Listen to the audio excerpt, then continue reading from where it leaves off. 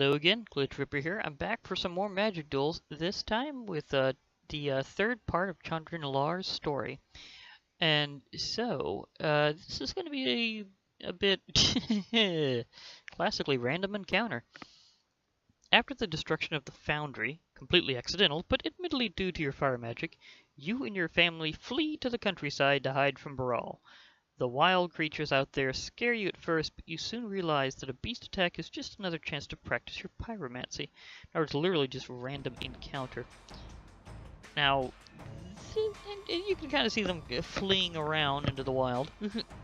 But, yeah, this one is somewhat, chance heavy, but not as much so as the last one. You can sometimes, push your way through around this one's problems. Let's see what we got here. Ooh, Pyro Charger, that's nice to start out with. Chandra's Phoenix, okay, that'll come in handy. Fiery Impulse. Okay, so I've got some cards that I'll probably use for roasting things later, and a few others. So I'm going to keep my hand. Can't put anything out initially in terms of creatures, but I do have a few of these Fiery Impulses, and they can help me roast a few key things. I'm gonna try to hold back, but there might be some other things that might worry me along the way. Ooh. Young Pyromancer again. Sweet. Although in this case, I'll probably go with the Pyro Charger since I can use it to attack immediately. Because it has haste, so no summoning sickness. Yay! So therefore I get the first hit, and in this case that's a pretty big deal. Because the wildlife here is playing green. It literally says Kaladesh Wildlife. That's a pretty mean looking creature. That's like a cross between a saber-tooth, a tiger, and something with really nasty horns. So maybe a bull. Okay, this is one of these. This is probably one of the things you have to look out for the most in this particular match, and it's doing it right here. This is something you can't own in the game permanently, but you will see it here and only against you, unfortunately. Scavenging Ooze. It's actually cheap to put out and super nasty because of this ability. Pay 1 green, exile target card from a graveyard. Yeah, for target card from a graveyard. It could be yours or theirs, and it is exiled. So, and if it was a creature card, put a +1/+1 counter on Scavenging Ooze, and you gain 1 life. So yeah, it can just keep doing that whenever anything's in either graveyard and powering up like crazy. So this thing is dangerous. In nature, not a single bone or scrap of flesh goes to waste. True. So this is just an absolute scavenger. I was gonna say I was gonna try to save these for later, but that's something I need to use right now. In fact, I'm gonna get a bonus because I'm gonna play this, because I can use Young Pyromancer, and as you know from before, that card gets a very special bonus that whenever I cast a instant or sorcery card, like I'm doing to burn this thing out of the way, then I get a free token creature. So in this case, Fire Elemental. My Pyro Charger gets to run again. That was incredibly convenient that came up first. Because there's, you can't really control what your opponents play. But I got that thing out of the way. I don't think I've ever seen them have another copy of it, but I am kind of concerned. Giant Badger. When Giant Badger blocks, it gets +2/+2 until end of turn. So this one can mainly just be an obstacle, but it's not like that Ooze that just keeps getting worse. Disturb a Sleeping Badger, and the snapping of your bones will awaken the countryside. Ouch, that sounds incredibly painful. Kinda accurate though, because some badgers are a tad easily perturbed. Okay, in this case I'll be able to do a pair of things actually. I could do that Fire Fiend Elemental, but I'd rather use the Phoenix.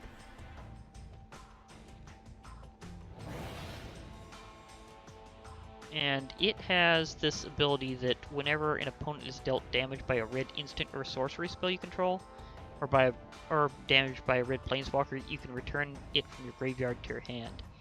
I'm not going to do it that way, although that would be a good thing to do. I'm going to clear the path and try to rush this down, because I have a small army here and I can attack with all of them except the one that just recently came into play, which is that token elemental over there. So that looks like about... Ooh, nice. It's gonna be good damage. And because they're all associated with firepower, you get this nice roasty animation for everything. Wow, they're down nearly half. That was fast. But again, there's other things that can come up, so don't count on it. Briarpack Alpha. Flash. When Briarpack Alpha enters the battlefield, target creature gets +2/+2 till end of turn. That's not gonna be a big deal right now, because that'll just wear off at end of turn. So, yeah. It's there, but then that effect wears off and it's a 3/3 creature again. So, okay. I might throw this at it. Yeah, I'm going to go ahead and throw this at it. So Firefiend Elemental is special. It has haste and an ability that you will be able to use. In fact, this one you can actually get because it's from Origins. It has haste and an ability called Renown. Whenever a creature deals combat damage to a player, or rather the specific creature, if it isn't renowned, you put a +1/+1 counter on it and it becomes renowned. Again, these effects tend to include things that may be special. Like things only that renowned creatures get. Now, none of these others will get past that. You can only block one of them, but I'd like to rush it down this way and hold a few things back for later. Now the Phoenix is going to hit regardless because it has flying and there's no thing with reach on the field, but looks like they're blocking my Firefiend Elemental. So those two both get sent to the graveyard, but the Phoenix hits.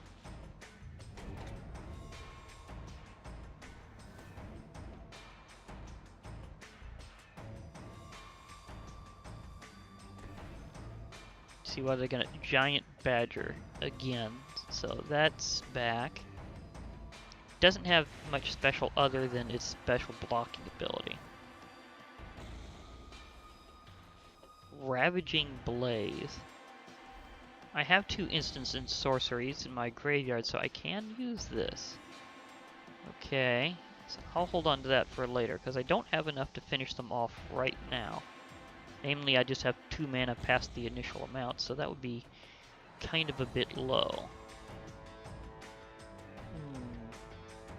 I think I'll use my Phoenix to fly over them. Because I can use this, but see, I don't think I have enough attack power to make it really perfect. So I'll put this into play for now, so that whenever I do cast that, if I have to cast it at a different moment, then maybe it'll work out. So I'll just go to the attack phase and use my Phoenix again.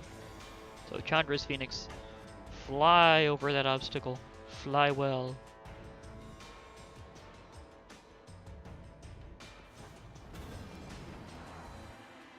Okay, now I think the compounded damage might be able to work. Let me check this out. 1, 2, 3, 4, 5, 6, 7, 8, 9. Yep. This next round will probably be it. Oh, they realize that they need to block. They realize they need to hold on for dear life. They're going, no, no, no. This can't be good. Okay, now I can just cut loose with this. In fact, I could just pay what I would have been able to last turn, because I could also give an extra point to the Pyro Charger, and just for style points. As this round should finish it, unless they have something up their hand, but that's able to save them, but I don't think so. So let's cut loose with Ravaging Blaze. I pay 2 out of a possible 3. I destroy this creature. I get 2 elementals because I have 2 young pyromancers on the field. And deal a couple damage to them. And now I can power up my Pyro Charger for the last move and hit with everything. So let's go! Oh wow, that's a line of creatures. Yeah, that young pyromancer, that's good to see in these story mode missions because of that ability. It really is. And now it's been offensive as well as defensive. Because I had an army. Sweet. Okay, maybe it's not so bad being on the lam. You've been tangling with beasts and honing your pyromancy, and your family has found a comfortable village to stay in. As long as Baral's forces don't catch your trail, maybe even a wanted pyromancer can enjoy a bit of freedom. Darn lips. A bit of freedom. Yeah, however, I feel bad for the forest. I mean, she's still being very destructive. It's just... I mean, yeah, this could be terribly bad. So, I think she's still gonna get some attention because of all this extreme devastation. Ouch. Oh well. Well, this has been Glitch Reaper, and I'll be logging off for now. Hope to hear from y'all later, so bye for now, everybody. And remember, there's gonna be some more Friday Night Magic.